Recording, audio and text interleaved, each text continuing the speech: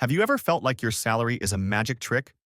You hold it in your hand at the beginning of the month, you blink, and poof, it's gone. You look at your empty wallet and ask the same question every single time. Where did it all go? Most of us are walking through life blindfolded. We work hard, we earn money, but we never actually learn how to keep it. We are told to go to school to get a job, but no one teaches us what to do with the reward of that job. Today on Lifelines, we aren't just going to talk about saving pennies. We are going to draw a new path for your financial life. We are going to learn how to master your emotions, beat the marketing traps, invest in your future, and unlock the spiritual secret of wealth that the wisest people have known for centuries.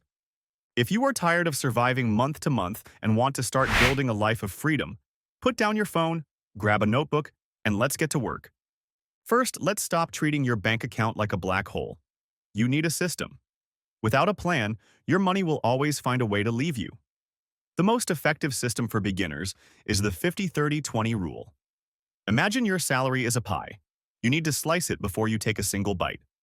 Slice number 1 is 50%. This is for needs. These are the things you literally cannot live without: rent, electricity, groceries, and transportation. If you stopped paying these, your life would fall apart. If your needs cost more than 50% of your income, you have an emergency.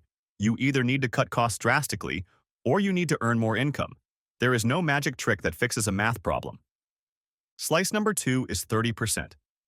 This is for wants. This is the fun stuff. The Netflix subscription, the dinner out with friends, the new video game. Life is meant to be enjoyed, not suffered. But here is the catch. This section has a limit. When the 30% is gone, the fun stops. You don't borrow from next month. You wait. Slice number 3 is the most important. The final 20%. This is for your future. This isn't saving for a rainy day. This is paying your future self. This 20% gets split into two things: investing and an emergency fund. You see, saving money under your mattress is losing money because inflation eats it alive. You need to invest. Whether it's stocks, gold, or a small business, your money needs to have a job. It needs to work while you sleep. If you don't find a way to make money while you sleep, you will work until you die. Now, you might say, but I try to save. I just end up buying things anyway. This isn't entirely your fault. You are fighting a war against the smartest psychologists and marketing teams in the world. Every time you scroll through social media, you are being targeted. They know what you like. They know what you're afraid of. They know your insecurities. When you see that ad for the new phone or those expensive sneakers or that limited time offer, your brain releases a chemical called dopamine. It feels good. It feels like excitement. But here is the secret. You aren't buying the product. You are buying the feeling you think the product will give you. You think the new phone will make you feel successful. You think the new clothes will make you feel attractive. But that feeling fades in 24 hours, and you are left with less money and the same empty feeling.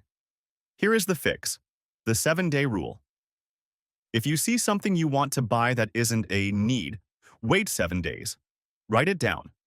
Walk away. If you still want it just as badly after 7 days and you have the cash in your 30% wants bucket, buy it. But 90% of the time, the urge will vanish. You will realize it was just an emotional trap. It's not always the big purchases that destroy us. It's the small leaks that sink the ship. Let's talk about the latte factor.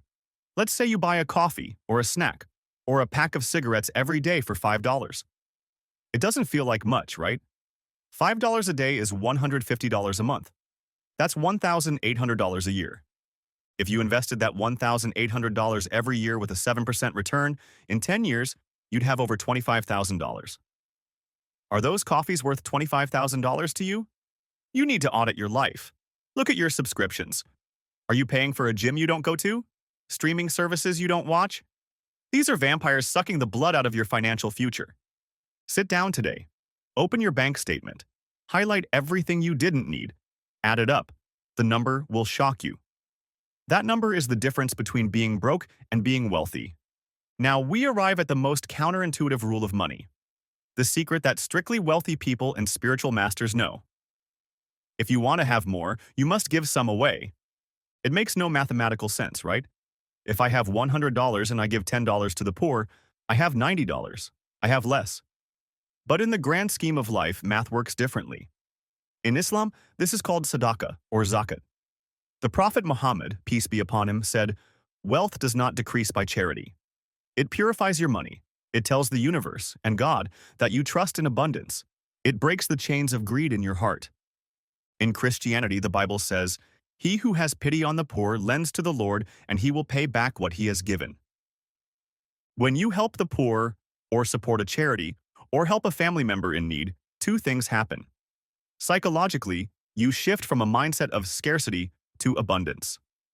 This mindset attracts more opportunity. Spiritually, you are investing in a bank that never goes bankrupt. You are putting good into the world, and that energy eventually returns to you, often in ways money can't buy, like health, peace of mind, or protection from a disaster that would have cost you everything. Make charity a non-negotiable part of your budget. Even if it is small, it is the insurance policy for your soul and your wealth. Managing money is not about being a miser. It's not about suffering. It is about control. It is about deciding that you are the master of your life, not the TV commercials, not your impulses, and not your boss. Let's recap your mission for this week. Divide your salary: 50% needs, 30% wants, 20% future. Wait 7 days. Don't let emotions buy things. Plug the leaks. Small expenses add up to a fortune. Give back. Allocate a portion to charity to purify your wealth and mindset. The pen is in your hand. The paper is in front of you. Stop letting life happen to you. It's time to take control. If you found this advice helpful, subscribe to Lifelines. We are just getting started. In the next episode, we will talk about how to actually learn anything faster than you thought possible. I'm your host, and remember, draw your own path. See you next time. Draw your own path.